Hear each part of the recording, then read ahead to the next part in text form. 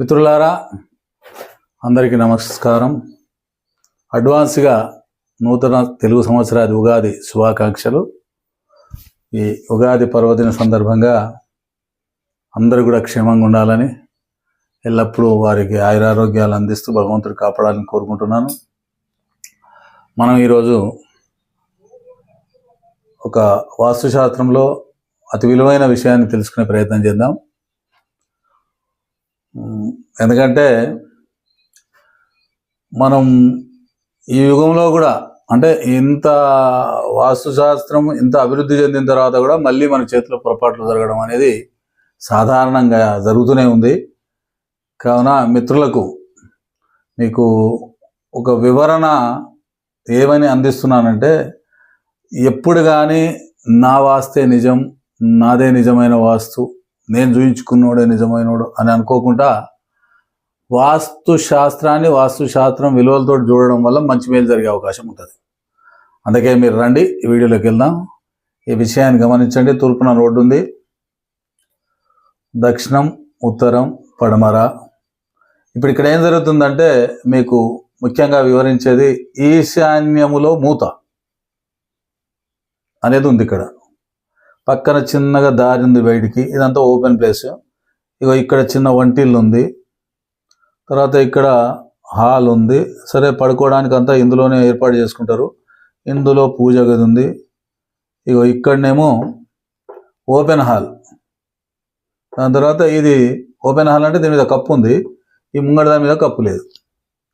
ఇలాంటి స్థితి ఉన్నప్పుడు సాధారణంగా యజమాని అస్వస్థత పాలయ్యే అవకాశం ఉంటుంది. ఎంత బుద్ధిమంతుడైనా, ఎంత తెలివికలోడైనా తరగని రోగం అంటే ఒక మూల రోగానికి ఇబ్బంది పడే, అస్తమా లాంటి రోగాలకు ఇబ్బంది పడే అవకాశం, రోగాలతోటి ఇబ్బంది పడే అవకాశం ఉంటుంది. స్త్రీ సంతానం కూడా కొంచెం ఎక్కువ ఉండి, మగ సంతానం కొంచెం తక్కువ ఉంటుంది. అయితే ఈ సంతానము కూడా అతని దగ్గర ఉండే అవకాశం ఉండదు. ఈ మగ పిల్లలు కూడా వాళ్ళు బయట బ్రతకడానికి, తల్లిదండ్రులతో ఉండడానికి ఇష్టపడకపోవచ్చు. ఇంకా నానావిధ చర్యలు దీంట్లో బాధలు దీంట్లో వచ్చే అవకాశం ఉంది. కాబట్టి మనం మంచి కోరుకునే ప్రయత్నంలో ఆలోచన ఏం చేద్దామంటే, ఇక్కడ ఉన్నటువంటి ఈశాన్యము ఏదైతే ఉందో దీంట్లో ఈ కప్పును తొలగించుకుంటే చాలా బ్రహ్మాండంగా ఉంటుంది ఇది. అలాగే ఇప్పుడు ఇక్కడ ఆగ్నేయం ఏదైతే ఉందో, ఇప్పుడు దీన్ని ఓపెన్గా ఉంచుకున్నా, ఇందులో వంట అయినా లేకపోతే ఇందులో వంట అయినా చేస్తే చాలా బాగుంటుంది. ఆ తర్వాత ఇప్పుడు ఇక్కడ వంటిల్లు ఉంది ఇళ్లకు, దీనివల్ల కూడా యాక్సిడెంట్లు లాంటి విషయాలే, అంటే ఏ విషయంలోనైనా అపశృతులు పలకడమే కనబడుతుంటుంది. కాబట్టి ఈ వంటిల్లను తీసేసుకొని ఇక్కడికి మార్చుకోవడమా అనేది, ఇక్కడైతే కప్పేసుకోవాల్సి వస్తుంది, ఇక్కడైతే చేయాల్సి వస్తుంది. అయితే అప్పుడు మరి ఈశాన్యం తీసేయమన్నారు కదా, మళ్ళీ ఇక్కడ కప్పేస్తే ఎట్లా అంటే అట్లా కాదు. ఈ రూము వండుకుంటూ, అంటే దీనికి అవుట్ సైడ్ ఇటు అవుట్పుట్ ఇన్పుట్ అనేది ఉండాలన్నట్టు. అంటే ఒక ద్వారం బయటికి, ఒక ద్వారం లోనికి అన్నట్టు, ఒక 2 ద్వారాలు ఉండాలి. అదే అట్లే 2 ద్వారాలను ఇటోటి పెట్టి ఇక తూర్పులో కాలుష్యం లేదు కాబట్టి ఇటో డోరు దక్షిణాగ్నం లోటు పెట్టి, పశ్చిమవాయం లోటు పెట్టి, ఈశాన్యం లోటు పెడితే 3 డోర్ల వల్ల లేని పాదలు ఇంకా తీసుకొచ్చుకోవాల్సి వస్తుంది. అయితే 2 ద్వారాలు సరిపోతాయి. ఇందులో నుంచి బయటకు ఒక ద్వారం, ఇటు ఒక ద్వారం అయితే సరిపోద్ది. ఇలా చేసుకున్నప్పుడు శుభ ఫలితాలు వచ్చే అవకాశం ఉంది. ఈ హాల్ను ఇక్కడ ఓపెన్ చేసింది కాబట్టి ఈ ఓపెన్ బంద్ చేసి కనుక ఇక్కడ వచ్చిన గోడిచ్చుకుంటే అప్పుడు దీంట్లో దీంట్లో కిచెన్ పెట్టుకోవచ్చు, లేక బెడ్రూమ్ కూడా ఈజీగా చేసుకోవచ్చు. నైరుతి బెడ్రూమ్, హాల్ కూడా చాలా పెద్దగా ఉంది. ఇక్కడ పడుకోవడం కంటే ఇక్కడ అంటే గెస్టులు పడుకోవచ్చు, మిత్రులు చుట్టాలు వచ్చినప్పుడు పడుకోవచ్చు, యజమానురాలు అట్లా ఒకవేళ ఫ్యామిలీ అంతా కూడా ఇటు పడుకో అవకాశం ఉంటుంది. ఇలా కనుక చేసుకుంటే చాలా మంచి జరుగుతుంది. ఇప్పుడు ఇక్కడ ఉన్న పూజ గదిని ఏదైతే ఉందో దాన్ని ఈశాన్యంలో పూజ గది పెట్టి బయటికి, అంటే లోపల 2 ద్వారాలు పెట్టినట్టుంటే ఇది కూడా యోగించే అవకాశం ఉంటుంది. కాబట్టి మిత్రులారా, ఈ విషయాన్ని గమనించి ఈశాన్యంలో ఎత్తు కానీ మూత కానీ ఉండకుండా ప్రయత్నం చేస్తే మంచిది. ఈశాన్య మూత బతుకుపై కోత. ఎప్పుడైనా ఆ బ్రతుకు చాలా కొంచెం భారంగా, ఇబ్బందిగా, అంటే ఇబ్బంది అయినా మొయ్యొచ్చు, కానీ అసలు ఒకదాని ఇంకొకటి వస్తే మనం రోజు ఏడ్చుకుంటూ బతకలేము. కాబట్టి అలా కాకుండా కాపాడుతుంది ఈ గృహం. కాబట్టి ఈ చిన్న విషయాలను గమనించి మీరు కనుక చేసుకుంటే మేలు జరిగే అవకాశం ఉంటుంది. ఒకవేళ నూతనంగా గృహం కట్టుకుంటున్నామంటే అప్పుడు ఇప్పుడు నేను చెప్పిన సలహాలు మంచిగా పాటించవచ్చు.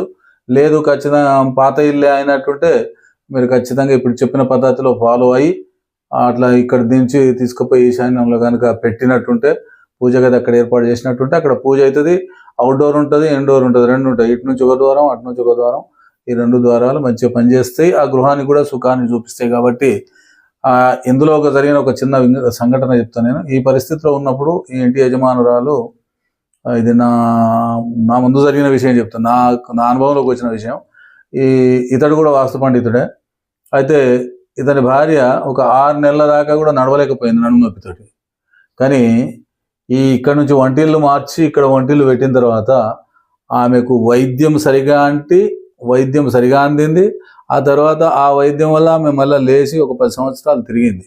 అంటే చూడండి, అంటే వాస్తులో ఇంత బలం ఉందని చెప్పడం కంటే వాస్తు వల్ల కొంత మేలు జరుగుతుందని మాత్రం చెప్పడమే నా అభిమతం. ఎందుకంటే మొత్తమే వాస్తుని తీసుకొచ్చి వాస్తు వల్లనే అందరు బాగుపడతారు, వాస్తు లేకపోతే అందరూ అదవుతారు అంటే కాదు. 5 అంగాలు ఉన్నాయి శాస్త్రం. వాస్తు శాస్త్రం ఉంది, అస్త్రశాస్త్రం ఉంది, సంఖ్యాశాస్త్రం ఉంది, ప్రశ్న శాస్త్రం ఉంది, జ్యోతిష్ శాస్త్రం ఉంది. ఇవన్నీ కూడా మనకు సహాయం ఇచ్చేదే.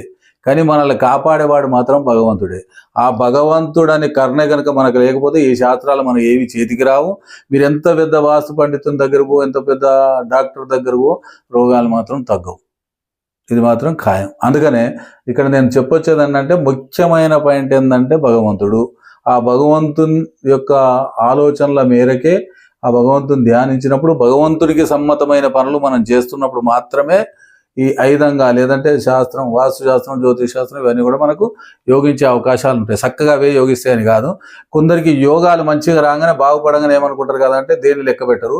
ఆ యోగం కూడా దేవుడిచ్చిన యోగమే. ప్రతి మనిషికి వస్తుంది యోగం, మనకు కూడా వస్తుంది. ఒకసారి మనకు కూడా వస్తుంది కష్టం, ప్రతి మనిషికి వస్తుంది కష్టం. ఆ కష్టంలో మనం కష్టంలో తేలడానికి కోసం కొంచెం ఇబ్బంది పడతాం, సుఖంలో మాత్రం మునిగి తేలడానికి ప్రయత్నం చేస్తాం, సంతోషపడుతుంటాం. అందుకని మిత్రులారా, ముఖ్యంగా మరొకసారి మీకు వినవించుకునేది ఏంటంటే, ఏ శాస్త్రము దోనైన లాభం పొందొచ్చు అనుకునే ప్రతి వారు కూడా అసలు విషయాన్ని గమనించండి. భగవంతుడు సహకరించండి, ఏ శాస్త్రం కూడా మనకు అనుకూలించదు. కాబట్టి ఆ భగవంతుని ద్వారానే, అంటే ఆ భగవంతునికి సమ్మతమైన పనులు చేసుకుంటూ ఆ భగవంతుని ద్వారా ఈ మేలును పొందాలని, అందరికీ ఈ ఆలోచన కలగాలని, దైవం అనే భయం అందరికీ ఉండాలనే ఉద్దేశంతో నేను మిమ్మల్ని అందరినీ కోరుకుంటున్నా.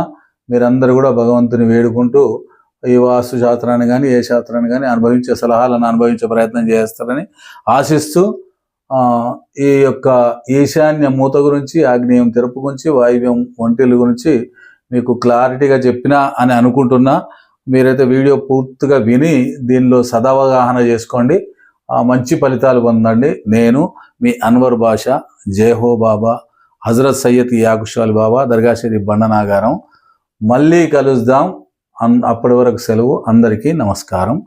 నూతన సంవత్సర శుభాకాంక్ష, ఉగాది పండుగ శుభాకాంక్ష.